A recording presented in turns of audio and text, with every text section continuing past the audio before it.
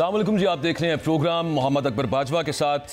कल chief justice काजी फ़ाइज़ ईसा साहब ने फरमाया कि इंसाफ के बगैर कोई माशरा तरक्की नहीं कर सकता, but at the very same time उन्हीं के एक साथी जज अतर मनल्ला साहब ने जो इजाफी नोट लिखा पिछली समात की जो ऑर्डर था उसके साथ वो इजाफी नोट, उसमें कुछ इंडाइटमेंट्स हैं, मैं यूँ कहूँगा एटलीस्ट इंडाइटमेंट फ़र्द जुर्म को कहते हैं। और इस्लामाबाद हाई कोर्ट के 2 बेंचेस, फिर उसके अलावा लाहौर हाई कोर्ट से जो कल फैसला आया, वो तमाम ये बता रहे हैं कि मुल्क में इंसाफ नहीं है। और किसकी तरफ इशारा कर रहे हैं? वो अपनी जुडिशरी की तरफ इशारा कर रहे हैं और दीगर इदारों की तरफ इशारा हो रहा है। इस मामले पर कुछ तफसील से बात करेंगे। उसके अलावा जो बजट कल पास किया सदर मुमलिकत ने, जो अवाम कुश बजट है और महंगाई की जो आगे IMF के कहने पर हो या फिर जो भी मामला, क्योंकि यहाँ पे एक काम तो हो सकता था, वो ये कि अशराफिया की जो अयाशियाँ वो बंद की जा सकती थी, लेकिन वो सिवा हो गई हैं और अवाम पे जो बर्डन आना है उसकी बात करेंगे।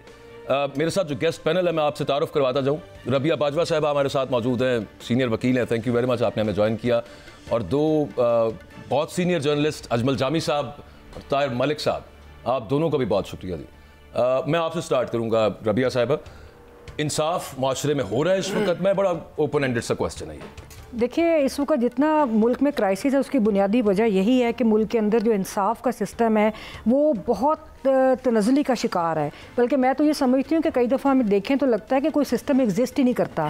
तो इस वजह से पाकिस्तान के अंदर जो मसाइल हैं उनकी एक बुनियादी वजह ये जुडिशल सिस्टम है और इसकी बहुत ज़्यादा इसमें उसकी ओवरहॉलिंग की ज़रूरत है। बहुत कुछ करना पड़ेगा तब ये सिस्टम इंस्टीट्यूशन जो है वो अपने कदमों पर खड़ा हो सकता है, अदरवाइज़ तो हम बहुत परेशान हैं। वो जैसे जस्टिस शाहिद करीम का फैसला आया, जस्टिस तारिक महमूद जहांगीरी का आया है, मतलब they try to correct the things, वो होता है, लेकिन उसके बाद फ्रैंकली स्पीकिंग मुझे उम्मीद नहीं है कि उनके फैसलों पे उस तरह से मेनू अमल होगा या उसके बाद तमाम चीज़ें जो है वो according to law and constitution चलना चाहिए। देखिए, यही तो एक प्रॉब्लम है कि जो अच्छे जजेस हैं, जो क्रेडिबल जजेस हैं, जिनका कोई कैरेक्टर है, जो डिलीवर करना चाहते हैं, उनको खुद बड़े मसाइल हैं आपकी जुडिशरी के अंदर। लेकिन मैं बिल्कुल आपकी बात से एग्री करती हूँ और मैं अप्रिशिएट करती हूँ जिस तरह जस्टिस शाहिद करीम साहब का फैसला आया। इसके अलावा भी जो ह्यूमन राइट्स के हवाले से उनकी बड़ी कॉन्ट्रीब्यूशन है, जस्टिस अतर मनल्ला है या बाकी जो जजेस हैं, इस्लामाबाद के जजेस जिस तरह खड़े हुए। लेकिन मसला ये है कि ये सारा कुछ वही उस चीज़ की तरफ इशारा कर रहा है कि जुडिशल सिस्टम जो है उसको किन किन मसाइल का मतलब वो शिकार है।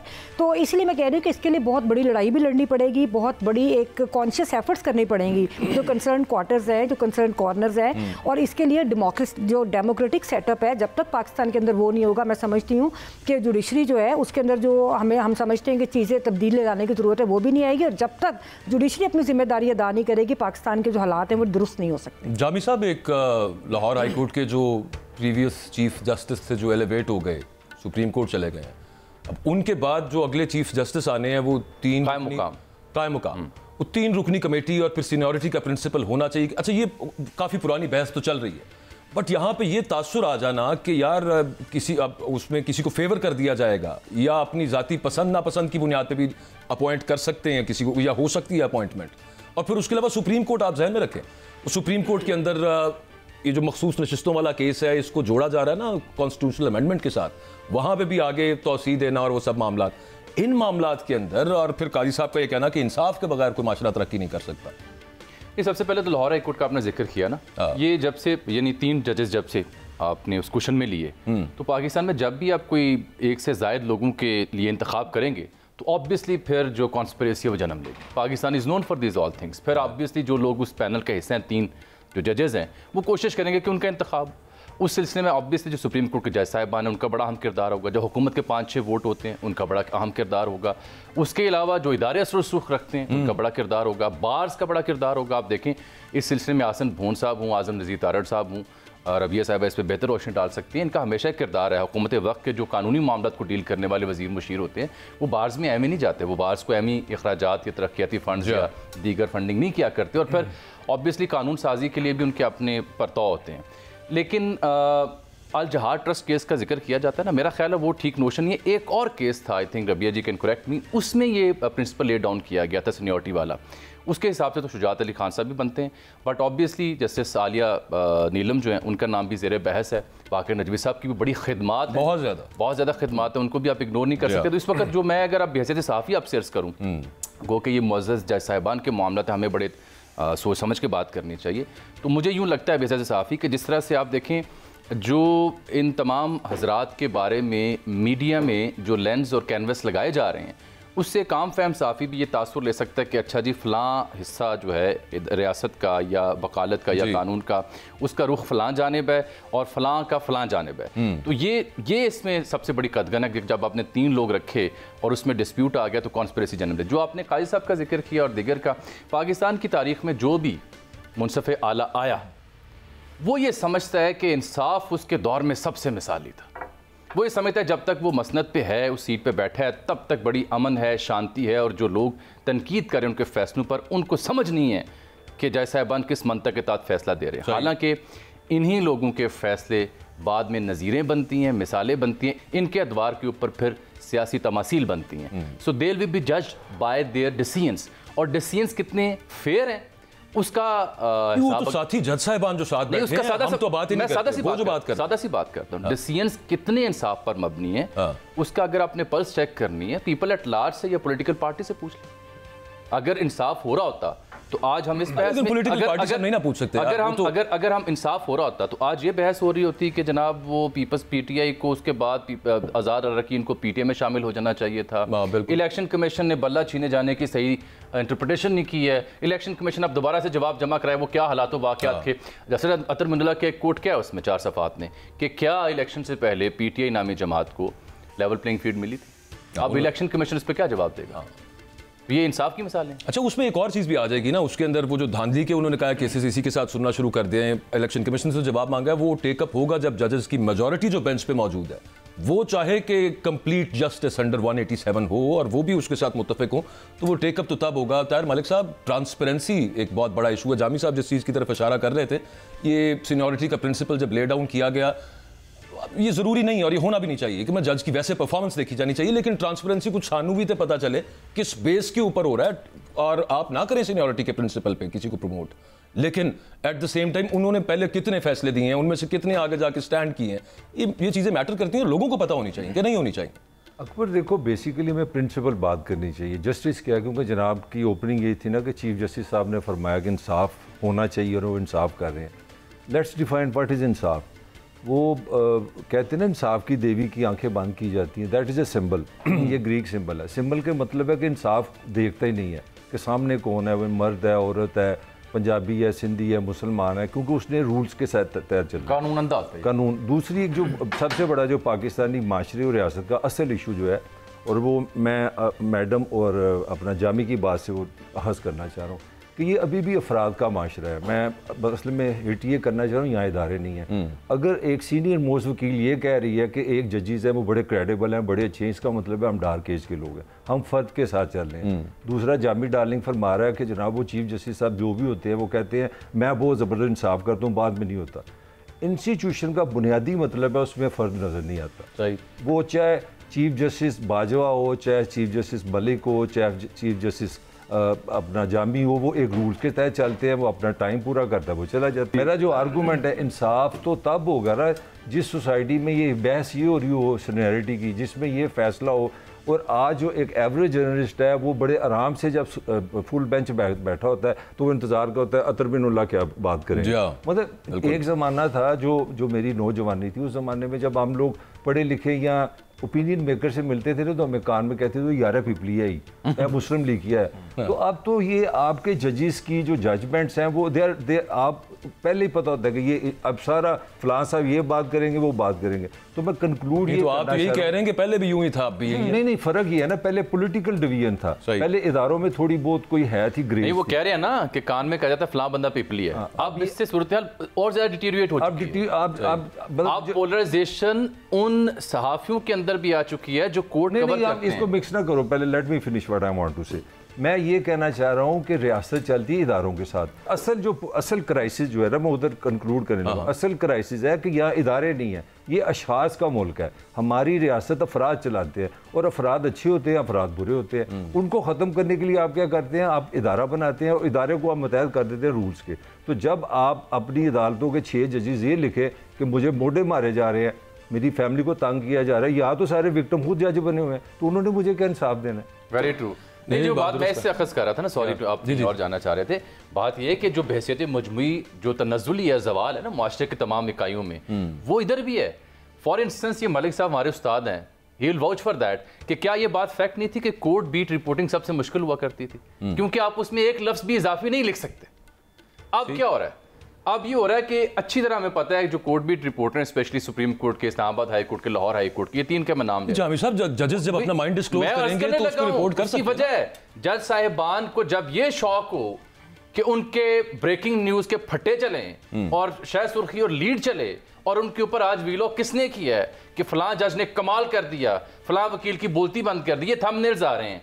तो ये देखने वाले, मैं आपसे यहाँ पर डिसएग्री करता हूँ। नहीं, जज ये नहीं चाह रहा होता कि फटे चले मेरे या मैं पॉपुलर हो जाऊं। भाईजान क्या हो गया आपको याद नहीं, माजी के एक मुंसिफ आला जब जाके जेलों का दौरा करते थे और जब जाके सेशन कोर्ट के जजेस के मोबाइल खींच के फेंकते थे, वो उनकी बात है। अब एक वीलॉग के ऊपर नोटिस हुआ है, बस इतना ही हुआ है। ठीक है, अब आप तकरीर करते हैं, आप बताते हैं खवातीन की क्या इंपॉर्टेंस है, खवातीन पार्लियामेंटेरियंस क्या किरदार अदा करती हैं, जस्टिस होता क्या है। आप खत लिखते हैं ब्रिटिश हाई कमीशन को, बताते हैं कि जनाब आपने ये खिलाफ वर्जी की है, और आप बताते हैं कि जो मैंने इंटरप्रिटेशन की थी बल्ले के निशान छीने जाने की, ये दुरुस्त है। तो उसी की बेसिस के ऊपर रेफरेंस फाइल कर दिया, और ये मकबूल जान। तो मैं ये कह रहा हूं कि अब उन फैसलों पर बात करने की बजाय, रिमार्क्स को रिपोर्ट करने की बजाय, अब वहां पे कवरेज इस तरह से हो रही है कि फलां जो जज है ना वो तो जनाबी अली कमाल है और फलां जज जो है वो फलां धड़े का है। अब जब ऐसी कवरेज होगी तो जजेस के माइंडसेट के ऊपर उसका असर होगा। जज साहिबान अखबार नहीं पढ़ा करते थे, टीवी नहीं देखा करते थे। शुक्र आपने ये नहीं कह दिया कि देखते हैं। अब जाने दें, मैं एक ब्रेक लेनी है छोटी सी, असल में टाइम जरा ऊपर हो रहा है। छोटी सी ब्रेक के बाद वापस आते हैं। स्टे विद अस।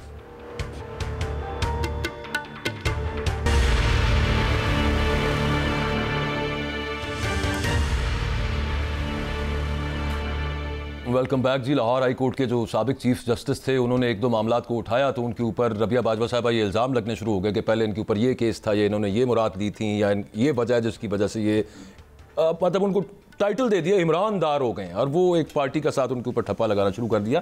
अभी थोड़ी देर पहले जो बात हो रही थी कि लाहौर हाई कोर्ट में अब जो अगले चीफ जस्टिस के लिए मामला होना है, वो नाम अभी से सामने आने शुरू हो गए। देखिए, बात ये कि पहले मैं उनकी बात पे जो पहले चल रही थी उस पर सिर्फ एक दो कमेंट्स करूंगी कि पहले उन्होंने फरमाया कि इंस्टीट्यूशंस की बात और ये इंडिविजुअल्स की बात हो रही है।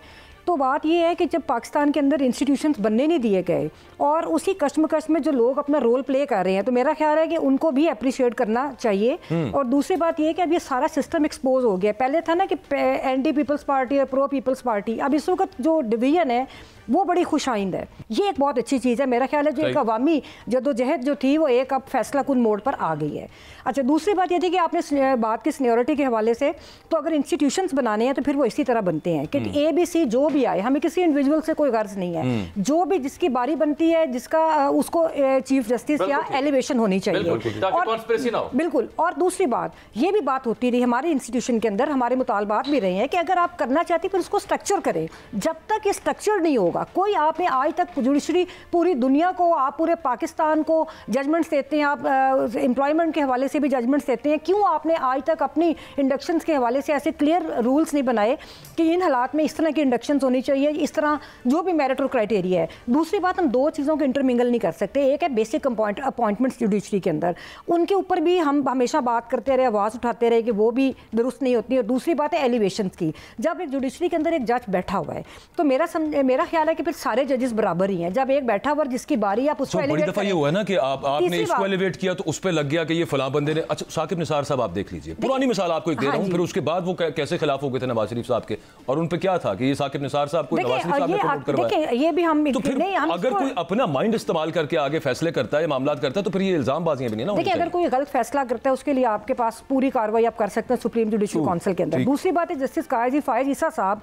इनका रिकॉर्ड के ऊपर है कि इनका जब पहले जब ये चीफ जस्टिस नहीं थे, इनके वो लेटर्स भी मौजूद हैं कि जो जुडिशल कमीशन को लिखते रहे कि अपॉइंटमेंट्स किस तरह, सॉरी एलिवेशन जो हैं वो सीनियरिटी के प्रिंसिपल के ऊपर इनका मौकफ तब और था, आज इनका मौकफ क्यों तब्दील हुआ। असल बात तो सोचने की ही है। फिर आपने जस्टिस अतर मिनल्ला की बात की, हम आज इसलिए उनके जो नोट है उसके अंदर जो सबसे इंपॉर्टेंट चीज़ है वो क्या है, उसके ऊपर जो उन्होंने बात की कि पाकिस्तान के अवाम को डिसफ्रेंचाइज किया गया। जब आप डेमोक्रेसी की बात करते हैं तो ये बहुत ज़्यादा रेलिवेंट बात है। आप एक डेमोक्रेटिक सिस्टम की बात करते हैं तो आप किस तरह, इलेक्शन कमीशन कौन होता है और इलेक्शन कमीशन ने क्यों गलत इंटरप्रिटेशन की। मेरा ख्याल है उन्होंने बिल्कुल दुरुस्त फरमाया।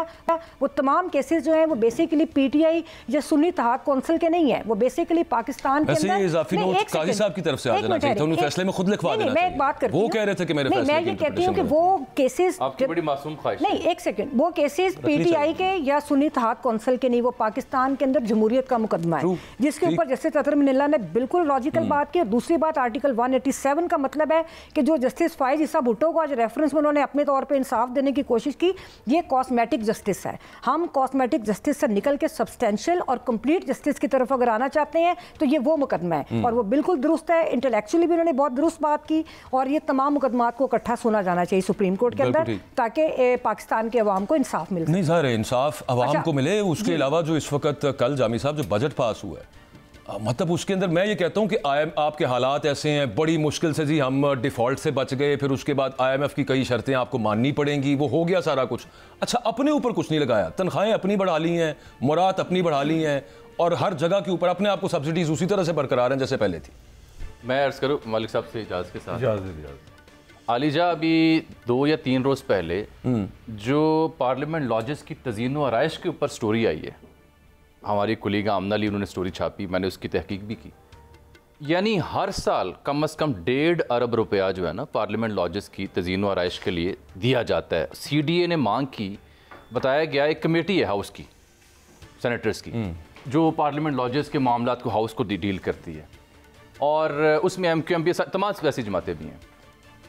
उस कमेटी ने ये शिकायत की कि जनाब अली पर्दे चेंज होने वाले हैं, कुशन्स जो है ना सोफ़ों की वो रंग फीका पड़ गया है, और जो मेरी ड्रेसिंग टेबल है, एक मौजूद सेनेटर ने कहा वो ठीक नहीं है, वो दीमक ज़्यादा है, उसको चेंज किया जाए। चूहे खत्म हो गए वैसे वहाँ पे? चूहे भी हैं, दीमक भी है। और एक मौजूद सेनेटर ने उस कमेटी में ये कहा कि जनाब अली मुझे ये लगता है कि कुछ जो स्वीट्स हैं वो UAE और VIP हैं, और कुछ जो है वो फ़कीर लोगों के हैं, तो ये तफरीक ख़त्म की जाए। इसके पैरेलल 8.6 अरब रुपया लग चुका है अभी तक नए पार्लियामेंट लॉजेस की तामीर हो रही है 104 स्वीट्स के ऊपर, और ये नया जो उन्होंने शोशा खड़ा किया उसके ऊपर CDA ने 69 करोड़ रुपया मांगा। मालिक साहब 69 करोड़ मांगा, बजाय इसके कि उसको 69 करोड़ दिया जाता वो 1.6 अरब रुपया दिया गया, और हर साल इसमें इजाफा होता है। यार ये आपका सेक्रेटेरिएट है लाहौर में, इसकी तमाम तर रेनोवेशन हुई है, बल्कि वो जो पुरानी टाइल्स लगी हुई थी अगले दौर की बहुत अच्छे लेवल की, वो उखेड़ के नई टाइल्स लगी हैं। आप कभी अपने पीमलन के जो आपके बहुत सारे दोस्त हैं, आप उनसे पूछिएगा, वो कहते हैं सानू तो कुछ नहीं मिलता, तो ब्यूरोक्रेट्स अपने आप से बहुत कुछ ला देते हैं। ये एक कुर्सियां जामी साहब करोड़ों ये दो मिसालें आपने सुनी। अब मुझे आते हैं याद मुस्तफा कमाल, चाहे उनके सियासी मौजूद जो भी हो, एक बड़ी अच्छी बात उसने की, उन्होंने कहा 78,000 अरब रुपया हमारे पर कर्जा है ना, 1,000 अरब रुपया मेरे मुल्क के सियासतदान इकट्ठा कर दें। नवाज शरीफ साहब रायवेंड कुछ हिस्सा बेचें, इमरान खान बनी गाला कुछ हिस्सा बेचें, जरदारी साहब बिलावल हाउस का एक हिस्सा बेचें, और तमाम जो सियासतदान मुल्क में हैं, पार्लियामान में हैं, ये अपनी अपनी जागीरों जायदादों से कुछ हिस्सा बेच के 1,000 अरब रुपया इकट्ठा करें। कोई फायदा नहीं। सुने ना, अवाम के सामने जब ये जेस्चर जाएगा ना, तब आवाम को यकीन है कि वाकई हालात ख़राब हैं। लेकिन gesture is other way around, जो मिसाल दे रहा हूँ पर्दे चेंज करने की, गद्दियाँ चेंज करने की, और ना इनमें से मुझे बताएं आप 60-65% वो हैं फार्मर्स हैं, जागीरदार हैं, वडेरे हैं, गद्दी हैं उनकी, एक अरसे से चलते आ रहे हैं। ये कोई गरीब गुरब है, ये फाका कश लोग हैं, इनके पास पल्ले कख नहीं है कि इन्हें 5,000 लीटर पेट्रोल दिया जाए, इनको फ्री एयर टिकट्स दिए जाए। इन्हें तो शर्म आनी चाहिए, इन्हें चाहिए कि ये कहें कि मुल्क जिस हालात से गुजरा है, हम 1 रुपया नहीं लेंगे, हम पार्लियामेंट लॉजेस में नहीं रहेंगे, क्योंकि हम सबके पास फार्म हाउसेज भी हैं, हम सबके पास कोठियां भी हैं। इन्हें शर्म आनी चाहिए। यार कोठियों से जामी साहब मुझे याद आ गया, ठहरिए।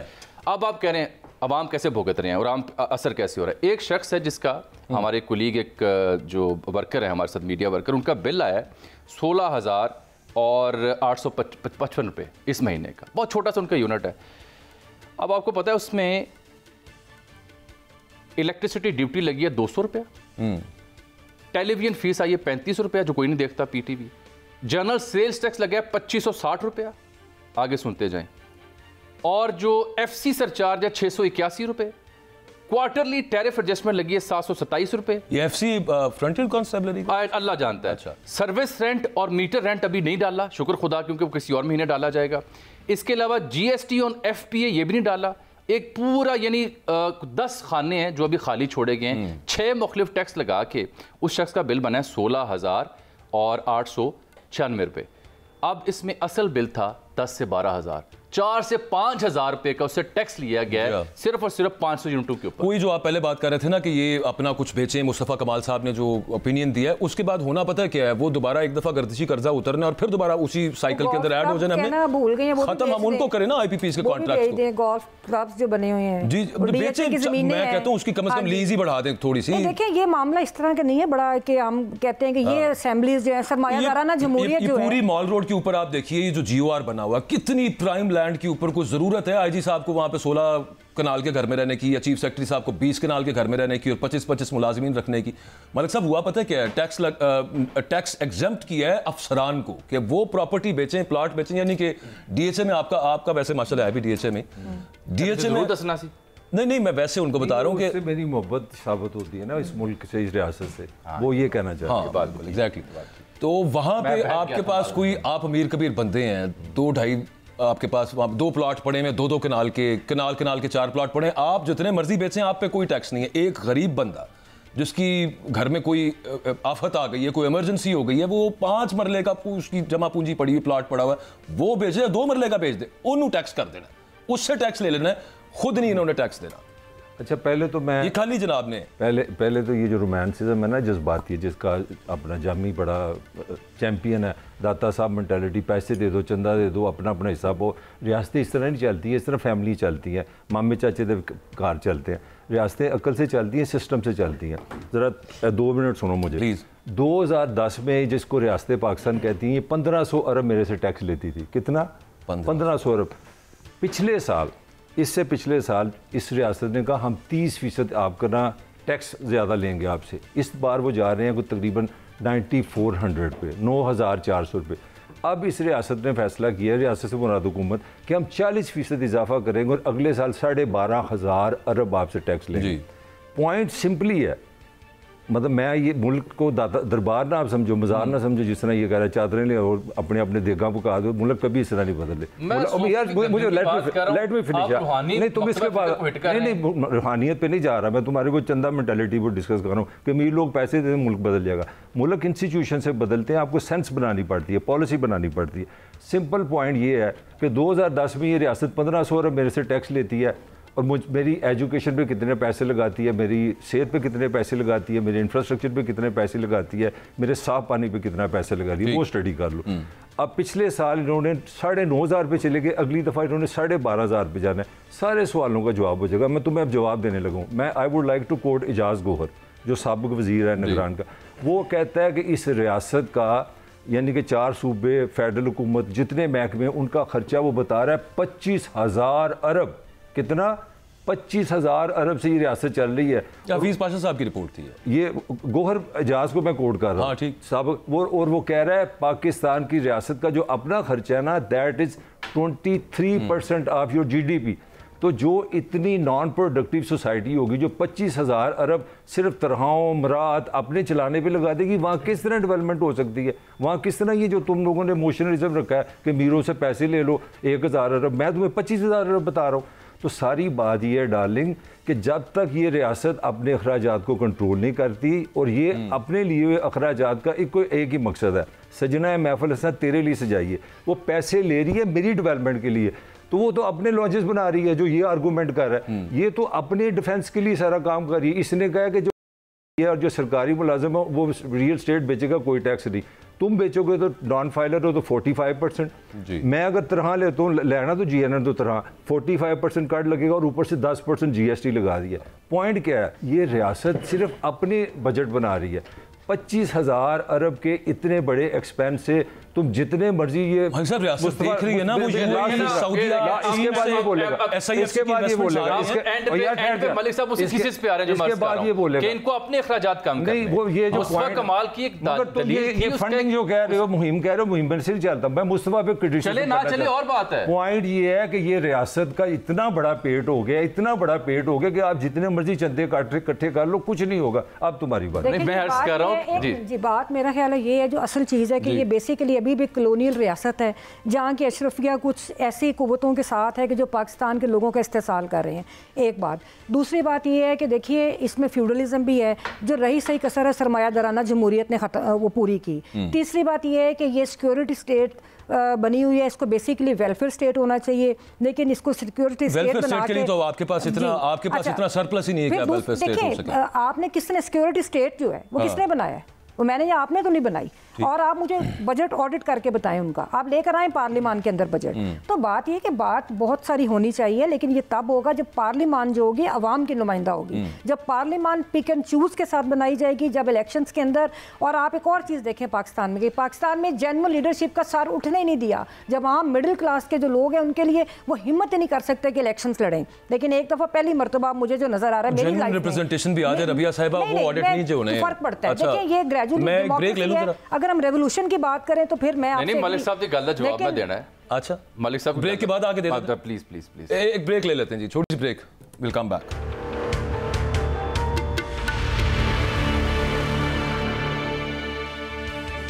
Welcome back. अवामी मसाइल पे हम बात कर रहे थे ब्रेक से पहले, जो कि ख़त्म होते नज़र भी नहीं आते। खैर अभी आगे पॉलिटिक्स क्या बनेगी, कुछ स्मूथनेस हो तो उसके साथ कुछ मईशत भी थोड़ी सी कुछ बेहतर हो जाए। अजमल जामी साहब, आपने फवाद चौधरी साहब का इंटरव्यू भी किया है कल। चौधरी साहब अभी यही बात कर रहे थे और मैं भी कल इसी हवाले से बात कर रहा था रऊफ हसन साहब से, और वो ये कह रहे थे कि इमरान खान ने बाहर आना है तो जेलों से कोर्ट्स ने उनको बाहर करना है, एहतजाज करने की हमें कोर्ट से इजाज़त नहीं दे रहे, तो हम तो will go by the book ना। फवाद चौधरी साहब ये फरमा रहे हैं कि इनमें जो करंट लीडरशिप है इनमें इतना तप्पड़ मौजूद नहीं है कि इमरान खान को बाहर निकाल सकें। और क्या तरीकाकार फिर आपको क्या नजर आता है आगे सूरत हाल क्या बनेगी, क्योंकि इस पे हिंज कर रहा है। बहुत डिटेल उनसे गुफ्तगू हुई और रऊफ हसन साहब से भी रब्ता हुआ इस सिलसिले में, उसकी तफसील बदल। मलिक साहब ने थीसिस पेश किया ना, वो प्रैग्मेटिक है उसूली तौर पर, बट पाकिस्तान जैसे ममालिक में जब चंदे वाली बात कर रहे हैं, हाँ चंदे, अच्छा। जब पाकिस्तान जैसे ममालिक में जब 2 वक्त की रोटी पूरी ना हो, बिल की ये सूरत हाल हो ना, तो आपको एक सिंबल देना पड़ता है मैसेज एट लार्ज को कि देखें हम भी आपके साथ बराबर के हिस्सेदार हैं, पेट काट रहे हैं और हिस्सा डाल रहे हैं। 5000 लीटर पेट्रोल आप नहीं लेते, तज़ीन और आयशा अपने पार्लियामेंट लॉजिस्ट की फिर नहीं करते। मोदी से आपको कितनी नफरत है पाकिस्तानियों को? क्या मोदी के बैंक अकाउंट और जायदादों की क्या तफसील निकली है? केरला के एक चीफ मिनिस्टर से लेफ्ट के उनका ताल्लुक था। पाकिस्तान तो माशाल्लाह ओलिगार्की है। केरला के एक चीफ मिनिस्टर थे, लेफ्ट के थे, वो जब रिटायर्ड हुए तो जो उनकी पार्टी थी उसके हेड ऑफिस में रहा करते थे, पल्ले कख नहीं था। दैट्स एग्जैक्टली वाई उनकी जमात वहाँ 15-20 साल बरसर इक़्तिदार रही। ये चीज़ें मैटर करती हैं हमारे जैसी सोसाइटीज़ में। ये मेरा थीसिस था। बाकी I am not saying this, बाकी मेरा मैं उनसे एग्री करता हूं। वो जाती पैसों की बात कर रहे थे मलिक साहब। अच्छा खैर उस पे आ जाए यार, इमरान खान की रिहाई से मुताल्लिक आप जो फवाद चौधरी साहब का थीसिस है ना, वो ये कहते हैं, हम इन पर्टिकुलर नहीं उसको रखते फवाद चौधरी साहब के रऊफ हसन के रिहाई से मुताल्लिक। एक दो बातें अर्ज करता हूं। ये बात क्योंकि मलिक साहब ने भी, रबिया जी ने भी देखी हुई है मुख्तलिफ मोमेंट्स। आप ये बताएं कि जब यास्मीन राशिद की पेशी होती है जी, तो पाकिस्तान तहरीक इंसाफ की जो दस्तयाब क़यादत है, इसके लिए नोशन जो इन्वेंट की गई है, वो कहाँ होती है? उमर सरफराज चीमा और एजाज चौधरी, उनके साथ जो कुछ हो रहा है कहाँ? अच्छा, उमर अयूब जब सरगोदा मियाँ वाली गए, उनके साथ जो कुछ हुआ, क़यादत कहाँ थी? अच्छा, ये एक बात और कि इलेक्शन के बाद, यानी 8 फरवरी के इलेक्शन के बाद 1-2 दिनों के अंदर कोर कमेटी ने फैसला किया कि हमने प्रोटेस्ट करना है। यार मैं सवाल थोड़ा सादा कर, मुल्क गिर करना है। मैं सादा कर दूं सवाल। सादा सवाल ये है कि जिसने कहा कि मुल्क गिर एहतजाज हम नहीं करेंगे। अच्छा, उससे इमरान खान साहब ने बाहर आ जाना था। बात सुनिए, इसकी एक अपनी वैल्यू हो सकता है, आपके ख्याल में आ जाते हो, उसकी एक वैल्यू होती है। चीफ जस्टिस इफ्तिखार चौधरी कैसे रिस्टोर हुआ था? अदालतों से हुआ था? नहीं। हाँ, अशफाक परवेज कियानी साहब ने कैसे हुआ था? नहीं, ये बात गलत है। हमारी मूवमेंट थी और दूसरी बात ये है कि पब्लिक प्रेशर था और हम लोग अपने और हम अपने लीगल फ्रंट्स के ऊपर भी जीते थे। जहाँ तक अब की बात है, देखें एक चीज़ मुगालता ज़हन से निकाल दें, जो पॉलिटिकल पार्टीज़ हैं इन्होंने मूवमेंट चलानी होती हैं, खासतौर पर मैस मोबिलाइजेशन जो पॉलिटिकल पार्टीज़ ने करनी होती है। आप मुझे बताएं, जी बिल्कुल, आप मुझे बताएं कि ज़िया दौर के बाद से अब तक पाकिस्तान की सोसाइटी को सिर्फ डीपोलिटिसाइज किया गया की तरफ से डीपोलिटिसाइज किया। किसी भी पॉलिटिकल पार्टी का कोई कैडर नहीं है। तो बहुत पॉलिटिसाइज्ड है पाकिस्तान की सोसाइटी। नहीं, मैं बताती हूँ, और बड़ी अच्छी बात है, ये क्राइसिस है ना, तो मैं समझती हूँ कि जो इस वक्त बेशक पीटीआई के पार्टी से एक लीडरशिप सामने आई, खवातीन जिस तरह डट के खड़ी हैं, आलिया हमजा है, सनम जावेद है, कुछ सोच सकता था उन्होंने किस तरह मुकाबला किया, यास्मीन राशिद साहिबा हैं, तो ये क्राइसिस के अंदर लीडरशिप उभर रही है। इसी तरह नौजवान है जिन्होंने जेलें काटी, वुकला के अंदर से बहुत सारे लोग हैं जो पोलिटिकली आगे आए। तो मेरा ख्याल है, एक जुमला ले लें, आपकी बात में वजन है, ये जो कह रहे हैं नई लीडरशिप आ रही है। पंजाब में पीटीआई के हाथ सिर्फ 13 लोग रिपीट हुए हैं, बाकी 100 प्लस नए चेहरे आए हैं। हाँ बिल्कुल है। अच्छा, और दूसरी बात देखिए,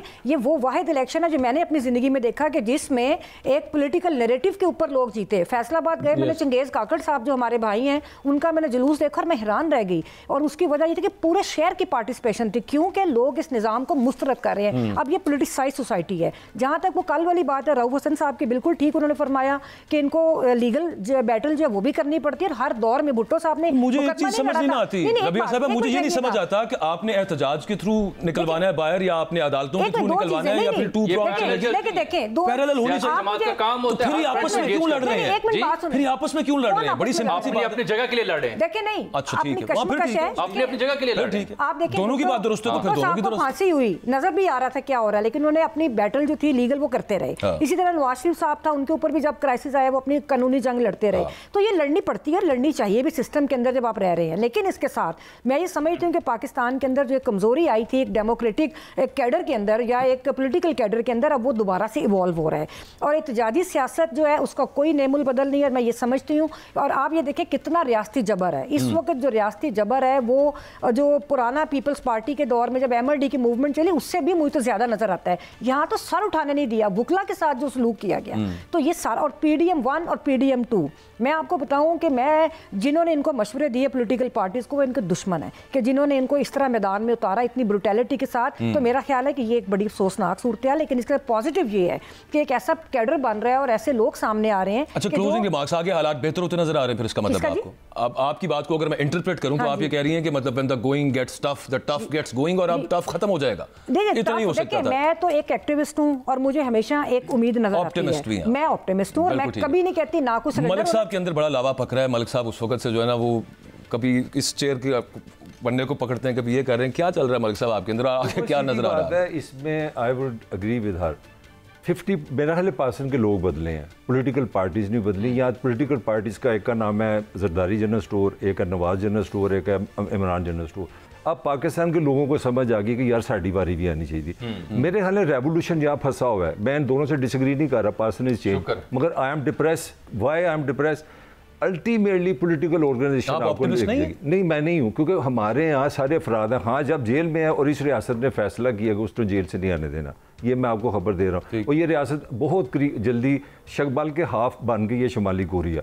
ये आपका ये ट्विटर शूटर, ये वीलॉग, ये भी सब बंद हो गई। ये भी हीले टॉक शो, ये भी जो हम टॉक शो कर रहे हैं, ये भी इसलिए कि मैं मुलाजिम नहीं यहाँ पे रहा ना, इसलिए हम भी फायरवॉल बोल रहे हैं। पॉइंट सिंपल ये है कि आप अगर आपकी पॉलिटिकल पार्टीज, मैं उसको क्रिटिसिज्म कर रहा हूँ, अगर हमारी पॉलिटिकल पार्टीज ने अवाम का साथ देना तो वो पॉलिटिकली ऑर्गेनाइज्ड हो, अपने अंदर डेमोक्रेसी लें। ये जो है कि खां को जाके जेल में पूछांगे, नवाज शरीफ मॉडल टाउन में बताएगा, जरदारी इस्लामाबाद में बताएगा, इस तरह की स्टैब्लिशमेंट को political party they love it. नहीं, उसकी सिंबॉलिक वैल्यू तो बहुत है ना यार। क्या क्या सिंबॉलिक वैल्यू उसकी? पार्टी जब खां साहब 1 साल से खड़े थे अपने घर में, साफ नजर आ रहा था कि वो कॉन्फ्लिक्ट पे जा रहा है, वो जेल में जाएगा, तो कोई ऑर्गेनाइजेशन बना के जाता है, बी पार्टी बनाता, सी भाईजान अगर वो बाहर आएंगे, अगर वो बाहर आएंगे तो दूसरे नैरेटिव की डिफीट होगी ना, लड़ाई हो रही है। मेरा ख्याल है ये बड़ी दानिस्ता इन लोगों की अपॉइंटमेंट थी, और ये दानिस्ता अपॉइंटमेंट थी 4-5, उसका मतलब ये था कि इसके बदले सिग्नल लिया जाए। ना आप कोई मीनिंगफुल प्रोटेस्ट लॉन्च कर सके, ना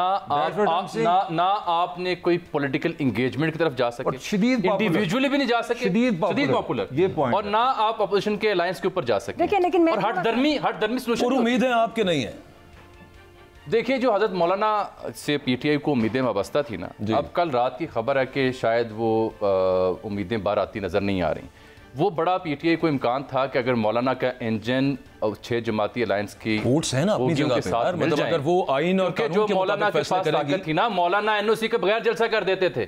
PTI को तो कराची में NOC नहीं मिला और जलसा करने की हिम्मत नहीं उनमें। सही है, बैंक और मौलाना, तो वो बात अगर ना बनी तो ये फिर इसी तरह से खट्टी मीठी स्टेटमेंट्स होम्योपैथ देते रहेंगे। ना ये पॉलिटिकल एंगेजमेंट की तरफ जा रहे हैं, ना ये मीनिंगफुल प्रोटेस्ट लॉ कर पा रहे हैं। सिर्फ लास्ट में कमेंट करूंगी कि देखिए, रियासत ने जबर किया, रियासत कमजोर हुई, और जिनके ऊपर जबर किया वो मजबूत हुए। देखिए, उनकी एक्सेप्टेंस देख लें, और इसका एक्सप्रेशन आप 8 फरवरी के इलेक्शंस देख लें। अगर इस इलेक्शन को भी रियासत नहीं मानती तो 1971 को फिर याद रखें। बिल्कुल ठीक है, प्रोग्राम का वक्त खत्म हो गया। रबिया बाजवा साहिबा जो है वो पुरुमीद है, ताहिर मलिक साहब को कोई उम्मीद नहीं है, और जामी साहब दरमियान में है। उनको आधी सी उम्मीद भी है और आधी नहीं भी है। आपसे इंशाल्लाह उम्मीद है, शदीद उम्मीद है। मैं तो आपकी बातों से लगा कि आप कौमी मफाद के लिए बात करना चाहता हूं। अच्छा ठीक है। कौमी मफाद वसीतर कौमी मफाद के लिए। अल्लाह ताला पाकिस्तान का हामी व नासिर व भला करे। इंशाल्लाह अगले हफ्ते मुलाकात होती है। अल्लाह हाफ़िज़।